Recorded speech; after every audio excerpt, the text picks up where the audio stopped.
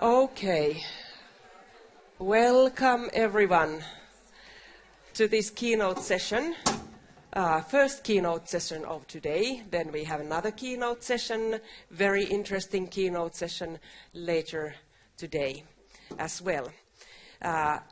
Today we have invited three speakers, Angele Aluk, Bonn Juego, and Tuija Veintie.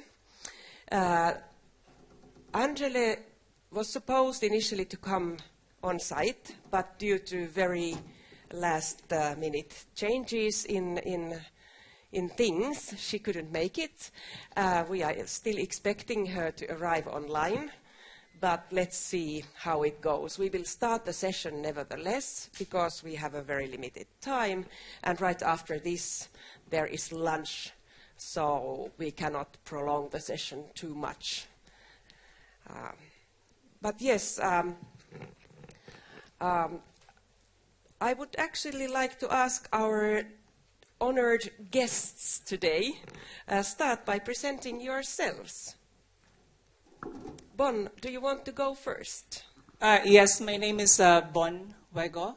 I'm a senior lecturer in international development studies at the University of Jyväskylä, and I'm also the current chair of the Finnish Society for Development Research. I'm trained in political economy of development, so I approach sustainability from the political economic question. Should I say my main message now? No, you can leave that for later. Then Tuija. Thank you. My name is Tuija Veintie. I'm a senior researcher at Indigenous Studies here at the University of Helsinki. And, well, some keywords describing my research lately have been sustainability and education in different contexts, both in higher education and upper secondary education in different contexts in Ecuador, in the Amazonian region, and in Finland in higher education. I've been working a lot with indigenous knowledges, indigenous communities, indigenous education, how indigenous knowledge and indigenous place-based learning is incorporated into the educational systems. And some topics that have been quite central in addition to sustainability in my research have been interculturality, pluriversality, collective resilience, well, currently my main research project is called Education in Times of Crisis, EduCRI. It's a 4-year project with Kone funding, and we're working with 4 other colleagues around this issue, studying young minoritized people's resilience and future pathways in Ecuador, Kenya, and Finland. And here I would like to stress that I'm working in the Ecuadorian and Finnish part and not the Kenyan part. My other colleagues would be better suited to talk from that perspective. But thank you. If you would have a chance to give a one-liner or one word or something like that, what would you want the audience to remember you for? You know, how can you describe your professional approach so that everybody remembers you after this conference? Yeah, I'm a student of capitalism. Tuija? That's a good one. It's difficult to do better than this. I hadn't thought about such a nutshell impression. I was more for the more words than less words. But maybe then let's pluriversalize our educational systems. Maybe that would kind of be my message. Very good. I hope you now will remember our dear speakers today. Maybe it's a good thing to also say who we are, because there might be people who went here yesterday. So my name is Susanna Lehvävirta. I'm the director of HELSUS, and in this role I'm one of the scientific directors of this conference. And my dear colleague, Yes, Kirsi. hello.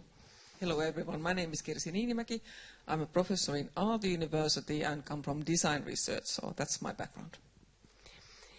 Okay, and if you want to have any questions from the audience, please raise your hand like you did yesterday, I'm not sure we don't have, I think we don't have the Presemo today with us, but be brave and raise your hand and we pick up questions from the audience, like the old style. So then we move on to so-called problem definition. So this panel linked to the theme of global cooperation and sustainability visions. So maybe we should first discuss what sustainability is in this context. What is sustainability in terms of global cooperation, global sustainability visions? Who has the authority to define sustainability, and whose interests dominate the global discussions, or who are not heard? Any comments on that? Reflections? Yeah, actually, if my slide would be shown here, I just have one message, which would be the title of my, or the overarching theme of my message here is to diversify, decolonize, deglobalize towards a just sustainability. So if I'm using the term just sustainability, so that's my own definition. That's my own perspective. But who defines it? We all know who defines it at the global stage. And it is defined basically or primarily from the point of view of capitalism, colonialism, which is very Eurocentric, and also from the point of view of what else we can add? It's this corporate-driven globalization. And it has a very short kind of perspective on sustainability. And if that notion of sustainability is being promoted at this time, it's very capitalistic because it's only interested in short-term gains, when in fact sustainability requires long-term strategizing and visions. Can you also give a very concrete example what decolonizing or deglobalizing might be in practice? Yeah, I think Tuija is also into this, the globalizing and diversifying. So diversifying our economies and knowledge systems, and decolonizing our perspectives, which is Eurocentric. And even us in this part of the world, we are still suffering from the disease of Eurocentrism. And it's also the way we understand sustainability. So I'm not just attacking here the mainstream discourse by the climate deniers, but also within our own bubble, within our own silos. And the way to decolonize it is also to understand the global south, indigenous knowledges and practices. These are nothing new. They have just been silenced and marginalized. And our task is to highlight their stories, and also for the process of lesson drawing. Maybe I would like to add into what Bonn just nicely described, that, for example, if we think about talk about indigenous participation in the discussions about climate change, we see that there's indigenous representation in important meetings such as COP, but at the same time we can ask how much does the indigenous representation then actually have an effect on the actual decisions that are taken in these meetings. So where are the indigenous peoples? Where are the marginalized and minoritized peoples in these negotiations? They are not in the table taking the decisions. They are maybe informing the decision makers if the decision makers decide to take that information into account, which then, of course, quite often does not happen. So in a way, we need to kind of see that difference between who we see in the news participating in an event and who are actually taking those decisions, and based on what kind of knowledge, what kind of understanding of what is sustainability and what should be done about sustainability, and whose perspectives should be heard when discussing sustainability. Have you seen something that could be called indigenous washing, like in the style of greenwashing or youth washing, as we heard yesterday? Yeah, I was actually immediately thinking about that when I heard the word youth washing. It was the first time I heard that, but I think it very nicely describes the situation that in certain situations you kind of say that, okay, we heard the indigenous people already, so it's taken care of. We heard the minority people already. We had a person of color in this panel, so we took care of that issue. So it's the same thing with the indigenization or indigenous washing. How would that be a new term, but an interesting one? I just invented the term. I don't know if it exists, but yeah. Well, that's very kind, because if you say indigenous washing, it's just very discursive. It's just a matter of talk. But in reality, they are victims of even murder and genocide and displacements. So, yeah, I think that those are really very serious aspects because, yeah, it's different from what we call as like youth washing, because they are somehow not marginalized really. They are vocal, Gen Z, they have social media and all. And then I also call it the rainbow washing, the LGBTQIA plus, and many corporations are into that. They're also part of sustainability. But those are just talks, yeah?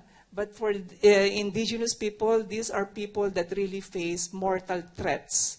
You know, those who protect their rivers, their forests, they are being killed. Violence that are actually being orchestrated by states in alliance with global capital. And this is also one of the reasons why I'm also skeptical about this terminology on localization. But we can go back to that later on.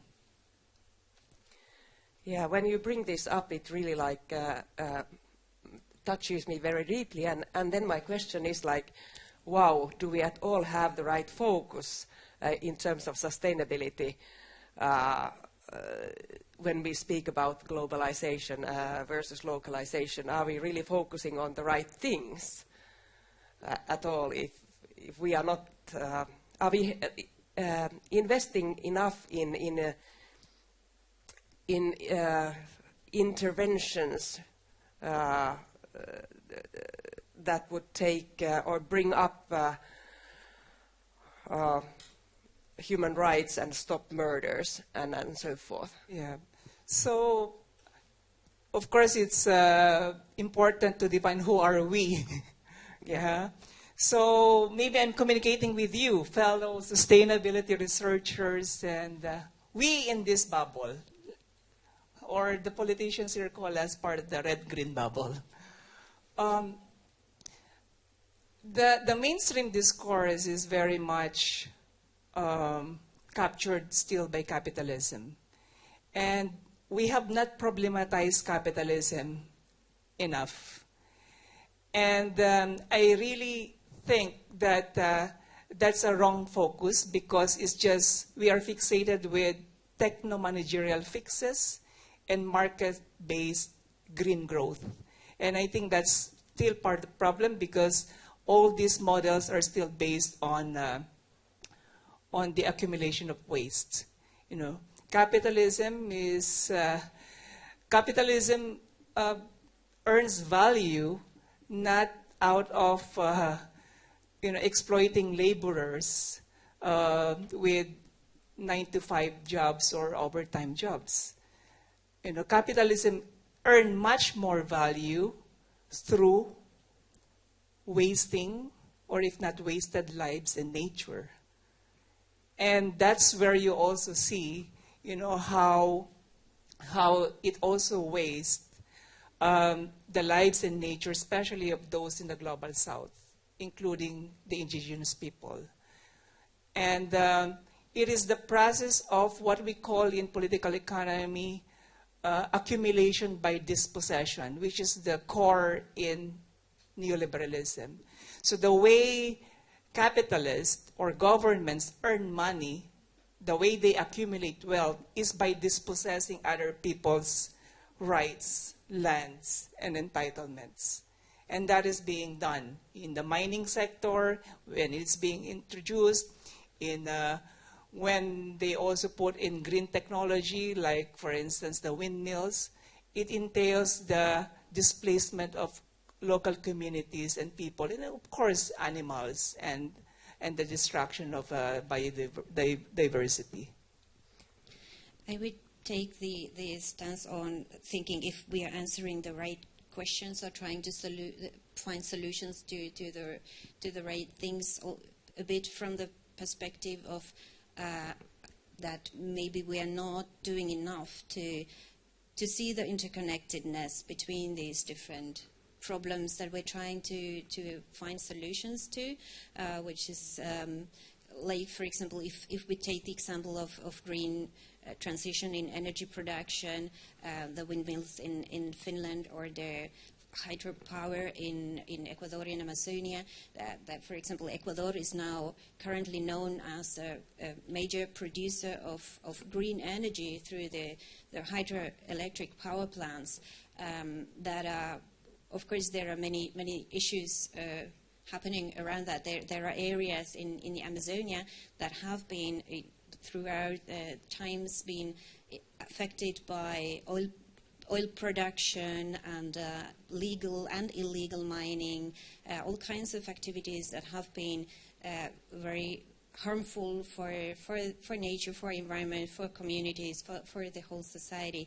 And then there comes the green transition, the green energy, the hydropower plant, which is affecting, again, the same territories, the same populations, the same people, same communities, who are supposed to be heard in their in terms of their prior consent. Prior informed consent. But these processes are not always present, and it requires really a lot from the minoritized people, from the indigenous people. In Ecuador, it's an example of a society where the indigenous peoples are very well organized. They have quite a lot of influence in society, also in political levels, but even still, the problem remains that the indigenous peoples need to really put their forces together against the government to reclaim their rights for the pure nature, which is kind of said in the constitution. The Ecuadorian constitution gives rights to the nature from 2008. It has been said as a nice example of a nation really understanding the rights of nature. But what happens in reality is not always so beautiful and so harmonious as it says in the Constitution. The indigenous people's constant kind of a fight for their rights is there, and they have been able to stop some projects that would have harmed the ancestral territories and the places that are important for the living of many communities, well-being and for their knowledge production of these communities, but it has been always through a fight. I want to ask you one question. Why are we not more aware of all the interconnectedness of things? I mean, as a society, as a Finnish society, as Western societies, why are we not more aware, or why don't we care more about that we actually extract or enslave people a little bit further away, not in my backyard, but on another continent? How can we break this? Yeah, this is what I'm also part of my advocacy as a development scholar, and my students also know this. And some of my friends who are in the colonial studies, they would say, Bonn, problematize racism. I said it's so difficult to discuss even racism in Finland, because that somehow breaks immediately the discussion. So it's just a way of communicating. Earlier when I was here, there was a talk about communication is failing. But I think we probably have a different communication strategy, because we really have to communicate. That's part of the solution. And instead of saying it's racism, for instance, how can we talk with the right-wing nativist parties here? If you say racism, they won't talk to you. So why not frame it that the problem is insularity? Yeah. Why look at the youth and the students? They're very insular. And insularity meaning that you're only interested in your own culture. You're only interested in your own community, in your own society, without caring about other cultures and other societies. So problematize insularity. But communication is not just about information dissemination. The key aspect in communication is consciousness raising, as what feminists would call it. So we need to really think and strategize the process of consciousness formation. It's not automatic that we become pro-environment and green and pro-sustainable. We went through a lot of cognitive development and processing. And the strategizing being done now, because most of us are academics here, is that we have a wrong focus. So look at the education policy from the World Bank and the OECD and even the UNESCO. They have this, universities are into that. There is this talk about human capital framework. Basically, we are educating our students, our pupils, to be prospective, exploitative, and exploited proletariat, workers, and entrepreneurs. And that is how our education system is being set up at the moment. We are being prepared to that. So it's still a very capitalistic kind of framework that we are operating. And the same thing with the environmental discourses. At the global level, UN, even universities, it's still about green growth. Yeah, it's still market-based solutions. But they don't question capitalism. The way capital accumulates wealth is by externalizing costs. Yeah, what are these costs? Socio-ecological rupture to the peripheries, to the global south, where you extract raw materials and cheap labor. And also, don't forget, as feminists would remind us, they extract social reproduction costs, particularly women, in terms of care and the way that they also manage ecosystem. So that's how capitalism operates. And we really have to focus on how we have to address that strategy of, transaction cost mitigation of the capitalists and also governments. I think that, okay, there's a question from the audience. Let's take that one. Here, yeah, good. Yes, Hi, my name is Aris Lior. I'm a researcher at the think tank Vasemmisto Forum. So a question about, because when I think that in the context of the Finnish society, for example, if you are being critical towards capitalism as a system as a whole, then the immediate impression that people tend to get is that, okay, you are a communist, for example, and that's a really negative thing. So I think that if you criticize capitalism, which is good thing to do, then you also need to somehow define what you are suggesting that would replace it, if you want to somehow address the mainstream. And then another question is that do you think that so when you said that we need to decolonize or that we need to diversify the way we think, that we shouldn't be so Eurocentric, which is true definitely, but do you think that the elites in the global south are always aligned with the capital? So is it always, or is there something that we could learn from the kind of governments as well, or is the governments just part of the problem and then the indigenous people are the ones which we should turn to? Yeah. Okay. Yeah, I think that is a very good question, because it kind of takes us to the next part of our whole discussion, which is about, what can we learn from other cultures, from indigenous people. Yesterday I was listening to another panel which really nicely portrayed the learning of some indigenous peoples. Like when they are born as part of nature, and they are living through nature as part of nature. So they are learning by practice from their ancestors, from their former and also living ancestors. So my question is, in continuation to that, you can keep that in mind as well, but what can we learn? What should we learn in terms of sustainability from? Tuija, do you want to start and say something? Yeah.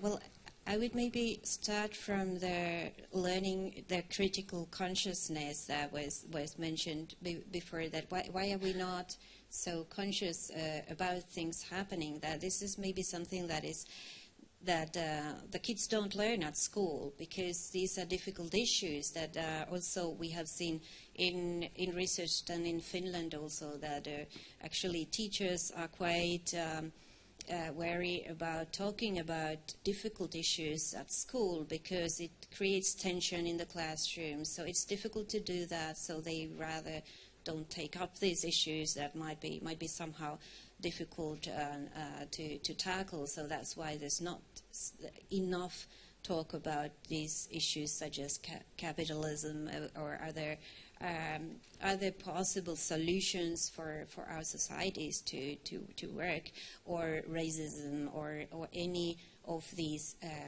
difficult issues that we all recognize that it's not easy to talk about decolonization. It goes really deep into our values and what has been happening before, what have their ancestors done hundreds of years ago, and what has been happening now more recently.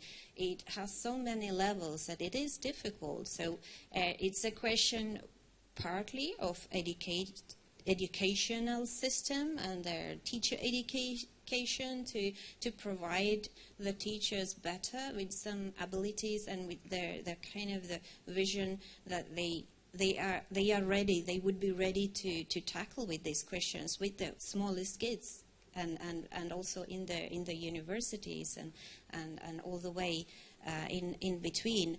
So that's kind of the first thing that comes to my mind. Before you move to the second thing, I would like to ask the audience, how many of you remember having had education concerning critical views regarding the things that we just have discussed at school before entering academia? How many of you have had these things treated at school?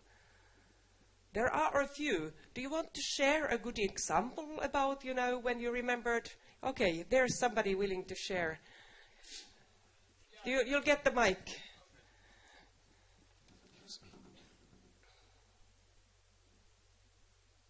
Yeah, I'm not Finnish. I'm from the Netherlands, so there is a huge colonial background that we had, and the guilt that we live with, even though it's been a long time ago. but not that long time ago. And so, you know, what happened in Indonesia and in Suriname, how we exploited these people. And yeah, we have been taught in school about this. And the narrative has changed, even in the last few years, really more than before. Also our role in slavery in the United States, how we brought people from Africa, you know. How much money we made on that as a nation. So we have been having these discussions, and I think it's very valuable that we teach our children this, and I also do that at home. Yeah. Thank you. Anyone else wanting to share memories from school where critical things were taken up? No worries, we can continue. Tuija, your second point. Yeah, where was my second point? I have to try to recall it. Sorry. No worries. I can make up a third point, maybe. But I mean, then just to thinking about, because the other question was, well, we were in that question about finding solutions also for capitalism, and well, what we can see in some indigenous communities that I have been working with is that there is kind of the idea of capitalism is always kind of seen as something that we need to find another solution for that, and kind of the first thing to think about in economy, for example, for an indigenous Quechua community, tends to be kind of that we are self-sufficient, that we have sufficiently for the community, for the family, for this small group of ours, but we don't need abundance over what we need. We don't need to think about production. I think there was a beautiful example in one of the workshops yesterday where it was where people were talking about seeds and different seeds in indigenous communities, that the indigenous peoples in these cases in Colombia and I don't remember in which African country exactly, that local people wanted to use seeds that are native to that country, because the food produced with these seeds was more tasty than and more healthy. They felt like it was their food. It belonged to them. It was part of their territory, while the other seeds that were GMO seeds, they were not seen as proper food. They were not as tasty. Even though the GMO seeds were more productive in a way, the yield was better with these, but it was not about kind of having more of the whatever corn or potatoes, but it was to have the quality and to have the relationship with that production, and that was important. And this is something that I've seen in the Amazonian indigenous communities, also in Mapuche communities in Chile. The same thing, that it's the agricultural scientist can come to you and give you some potatoes, but they are not tasty. You don't use them. You just throw them away, and you use those potatoes that you have been always using, because they are part of your culture. They are part of the territory. They're part of you. So that's kind of a different way of thinking the base economy. And there's a question or comment from the audience. Hi, Joonas Uotinen from Finnish Institute for Health and Welfare. Thanks a lot for the valuable discussion. Relating to the critical consciousness, a thing came to mind, a question: where should the change start? Because it appears that sometimes one can learn critical consciousness, but if you stick to it, really, you may become yourself marginalized in the society. And due to this, actually, many revert back to this reality. And this happens also in the jobs related to, or work life related to social sustainability itself, for example. This kind of say, dispossession and extraction and so forth. Yeah, if you would have any ideas on that. Is there a direct comment to this from the audience? So let's take this one and then you can reflect on both the comments after that. Hi, my name is Rosa Rantanen from University of Helsinki. And yeah, I'm also from the University of Helsinki, Rami Rappio. I just want to say that there was another seminar this week where I quoted Rage Against the Machine that said it has to start somewhere, it has to start sometime, what better place than this, what better time than now. In the spirit of that and the decolonization and where the change is starting, we just wanted to thank you for this great discussion and the points that you are bringing, and do you have a quick announcement? Yeah, this is just a quick tip about global cooperation and sustainable visions, and maybe also a question to audience. So, yeah, we would like to invite you to join, at least me and Rosa, so after the conference, 5 o'clock, outside front doors. So we are going to this, there's a solidarity demonstration at the railway station square for Palestine and global Sumut flotilla. And there's our university students from the University of Helsinki and also some of our colleagues sailing there to Gaza. So if you like to join us, we will be leaving from the front doors outside the building after the conference. So follow the red dress of Rosa. Welcome everyone, and thanks. Okay. Thank you.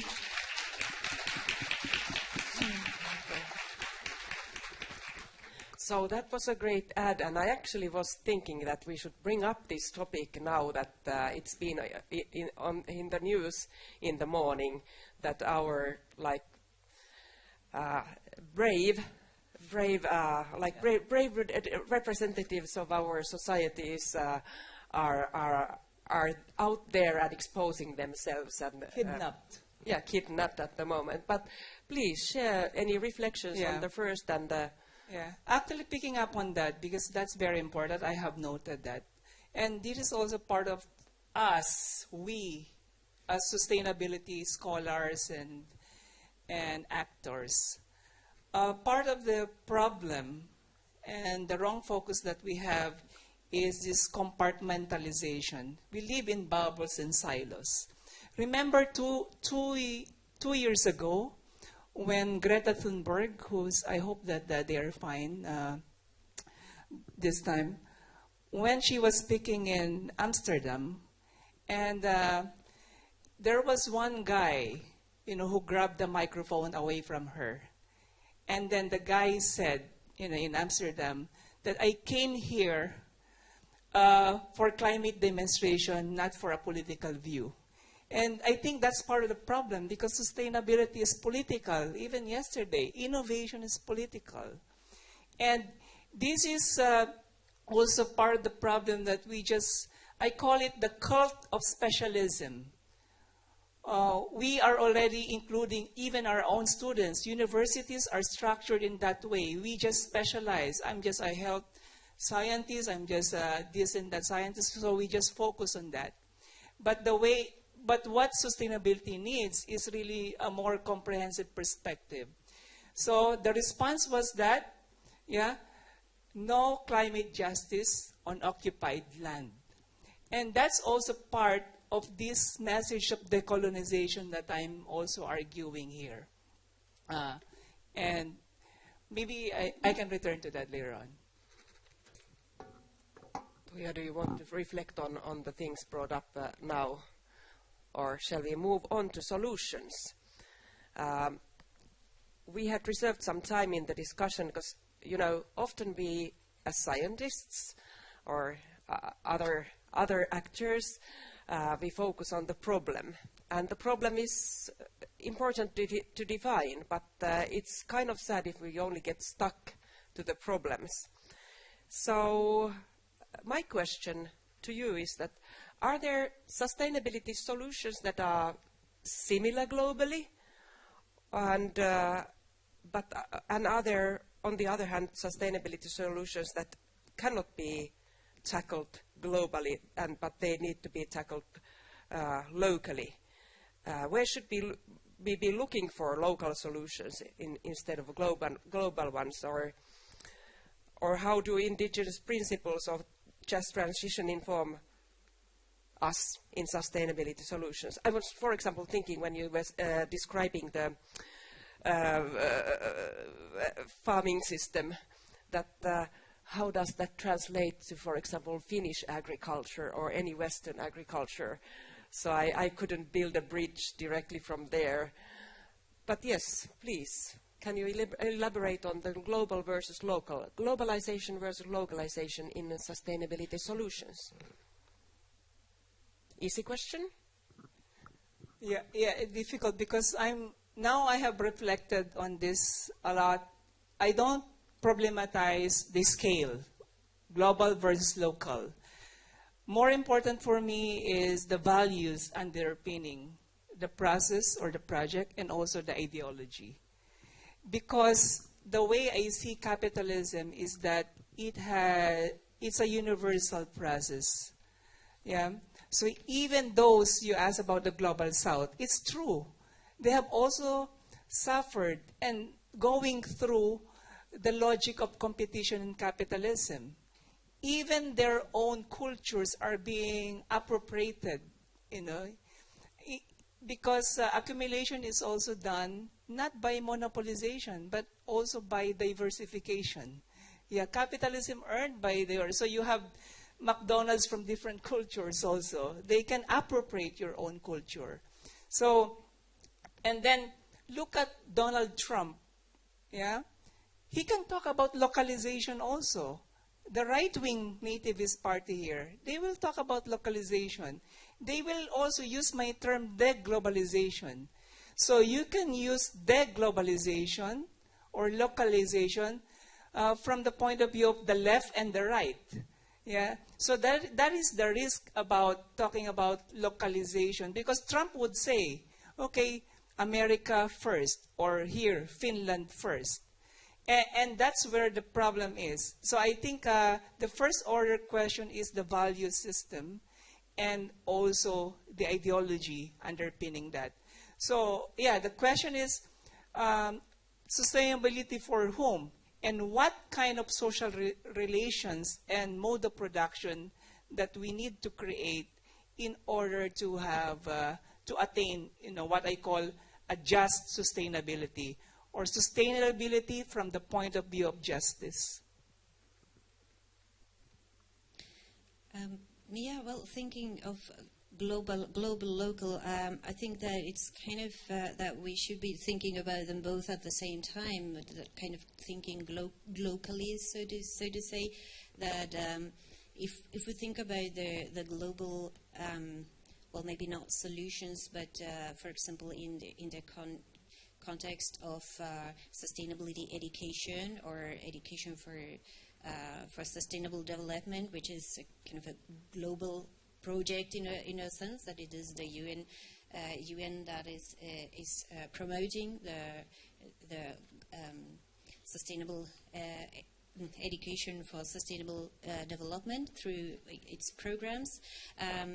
But then when you implement sustainability education in different contexts, then it can never be the same. I mean, it's never the same solution, even though maybe some principles might be useful to kind of disseminate globally, so that we are kind of encouraging us globally in working towards a better future, to working towards a kind of life that fits into in the planetary boundaries, and the kind of life of more social justice and so on and so forth. So these are good principles that we should be kind of globally disseminating to some extent, but then always the solutions, in my way of thinking, are always local. They need to be local. It doesn't make sense if it's not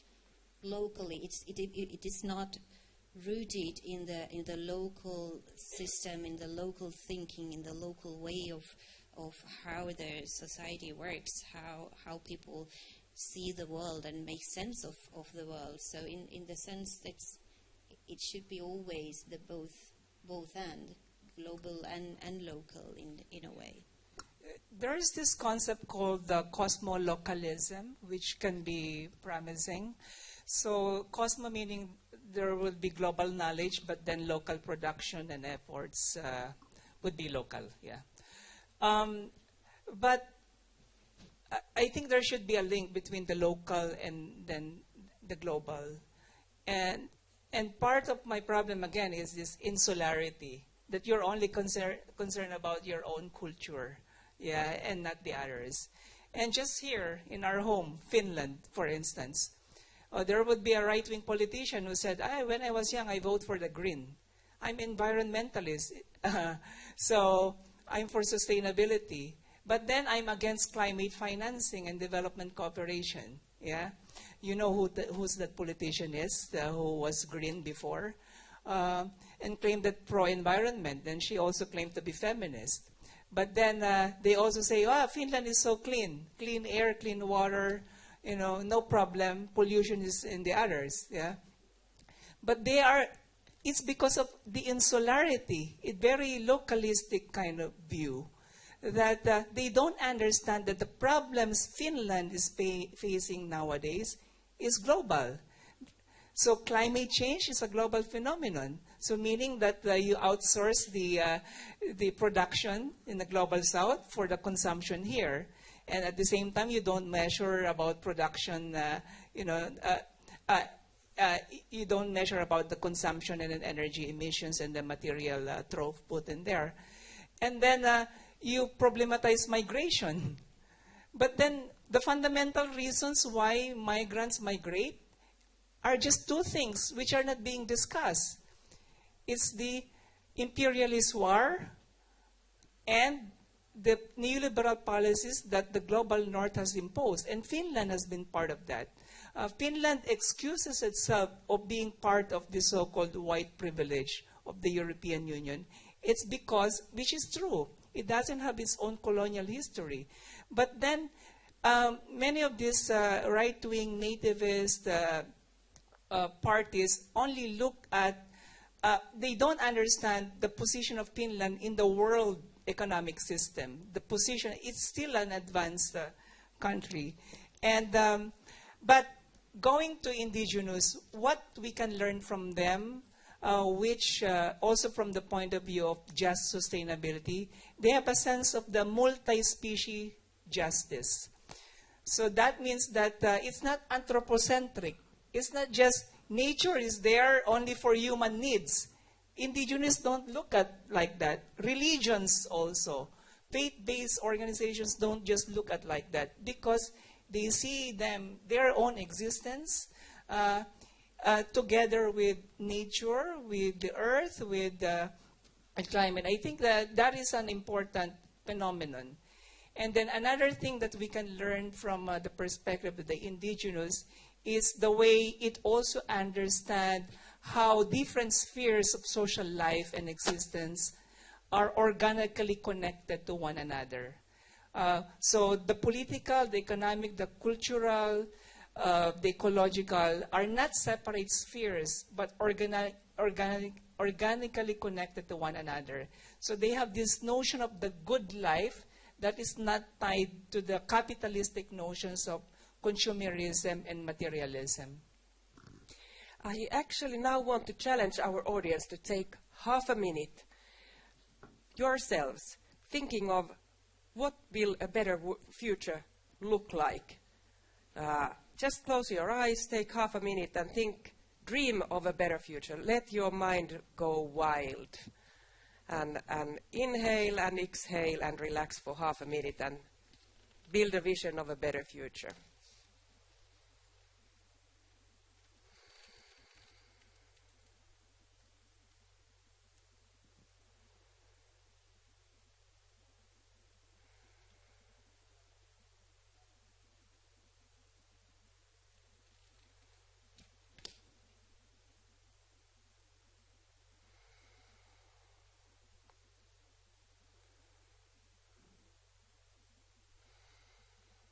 So my half a minute is just 15 seconds. How many of you, when you were dreaming of a better future, included people in your family? Raise your hand. How many of you, when you were dreaming of a better future, included like many more people? Hands up. How many of you included people in the global south when you were dreaming of the better future? All right. And how many of you included other species? How many of you included rivers, stones, mountains? Yes, I learned yesterday in another panel that the divides among many indigenous peoples are not that clear. Me, others, the tribe, or like big family, whatever you want to call it, or even the stones or water.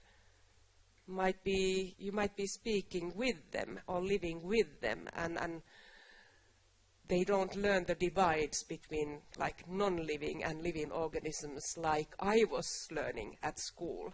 And that was quite mind-blowing to me, and I think that this exercise was also exciting, that for different questions I saw different hands being raised, so each one of you had your own futures, but maybe not that many included their non-living or maybe living things that we learn as abiotic ones. But this brings me to another question. I would want to understand in a more concrete way that when indigenous people are like part of nature and their economies, or at least there are indigenous peoples whose economies are based on sharing, reciprocity, and like balance or sufficiency, like you said that enough is enough. Can you please give some very concrete examples how this works, and you know, can we move towards such kind of a living? Because to me it sounds like, oh, it's fantastic, but it's somewhere far away, and how to transition to that kind of life. So are there any concrete examples of how they live and how we could live? I could maybe start with thinking, for example, in the Andean and Amazonian context, that there is a Minga kind of working parties that are, in Finnish we have the word for talkoot, which is kind of the communal work.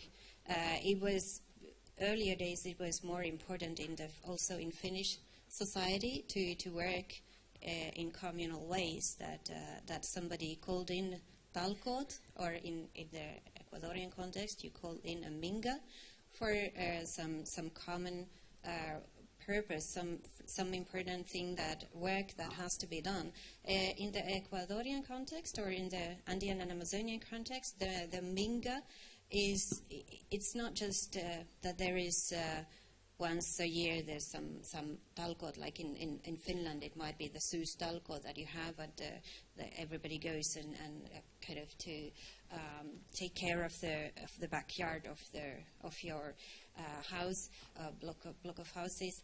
But in Ecuador, it's part of the everyday economy. The minga that somebody calls in. It might be the community leader who calls in the minga to take care of the community common spaces, to build something, that we need to build a house for a family, or we need to build a house for the whole community for the gatherings, or we need to take care of the water tubes or pathways or whatever, kind of this reconstruction or construction work. But it can also be part of agricultural activities. It can also be thinking activities, like a minga for minga de pensamiento, like the minga for thinking, that we have a problem that we need to find a solution for, and we call in a minga where everybody gets together, and everybody, meaning the whole community, there from the babies to the grandparents, grandfathers, and grandmothers. Everybody's involved. Everybody's has the possibility of saying what they have to say. Well, the children maybe are not participating in a similar way. They're playing around. They do what they need to do. But the adult people are. Others are listening, others are contributing to the conversation.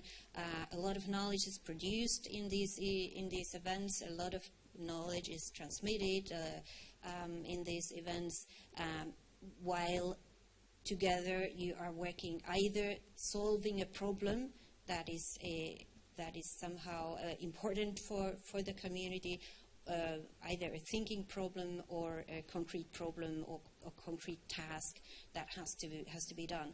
And the one who's calling in the Minga is also kind of responsible of offering something for those who participate. So the person who calls in, or the community who calls in the Minga, is then offering something, some food, some drink, and possibly some music and dance and having fun together.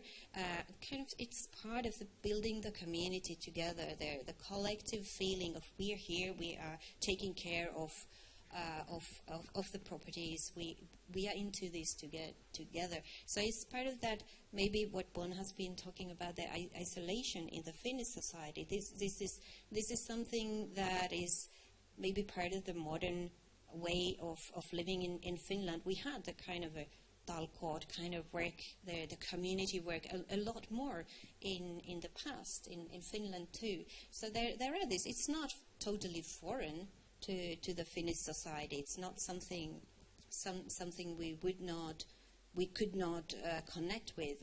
I mean, I think this is possible also, the kind of work more collectively, to think about the collective instead of just thinking about me, what am I gaining from this, but thinking of what are we as a collective gaining from the work that we are doing here. So that's one example of the kind of indigenous, this is particularly in the Andean and Amazonian regions in Ecuador, Peru, Bolivia, Colombia, Chile. So, Bonn, now you almost have the kind of closing words. So try to be very constructive and big and inspiring, and no pressure, no pressure. Yeah, talking about the indigenous, again, I mentioned I don't want to romanticize it and also the Global South. Probably I'm allowed to say that because I come from the Global South. There is this thing that if white people would say it and criticize indigenous, it will be accused of racism. But for me, I'm free to say that I don't romanticize the Global South. And it's true what you said. Because there are dictators and authoritarians, autocrats in the Global South, okay? And indigenous people suffer from violence from the capitalist processes and the capitalist actors, the capitalists themselves, and also violence coming from their own nation state. So they suffer from both capitalism and nationalism. And I think what we can learn from the indigenous community is not, and I won't mention about the actual processes, but the idea and the ideology that we can actually amplify in our own profession, is that the indigenous people have different concept of time and a concept of value. Well, the concept of value in capitalism is that, things and innovation only get valued if they are marketized, if they turn into a commodity to be bought and sold. So that's the Western political economic notion and philosophy, that environment and the animals are just commodities, things, property, and inputs and raw materials. Yeah? But the indigenous has a different notion. It is multi-species coexistence kind of thinking. So it's part of their organic living. So that's the idea of their concept of value. Yeah, capitalism actually earns money, as I said, through wasted lives and wasted nature. So people and nature perish prematurely under capitalism. And this is also being promoted by governments, including Finland, the European Commission, their logic about competitiveness. And they subsume sustainability under competitiveness, which is very nationalistic. Again, this is insularity, because they can talk about sustainability, but they do sustainability in pursuit of national interest, not out of a global vision. Yeah. So, and then lastly, the indigenous people also have a different concept of time. Yeah, capitalistic.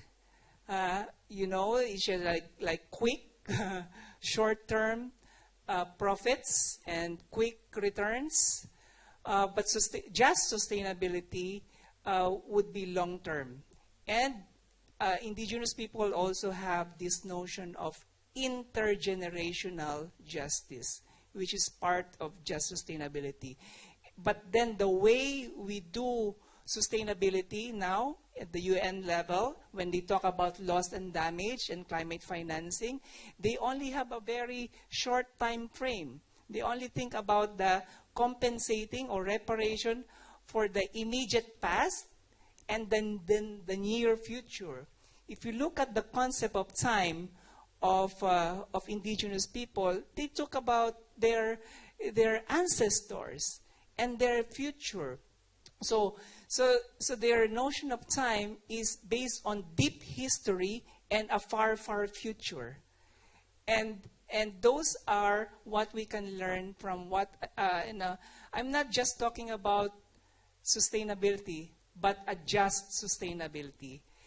In short, sustainability from the point of view of justice.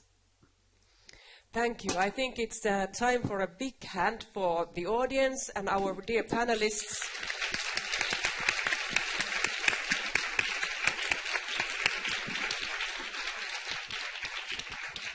And then I think it's time for our stomachs. So, thank you. Thanks, everyone.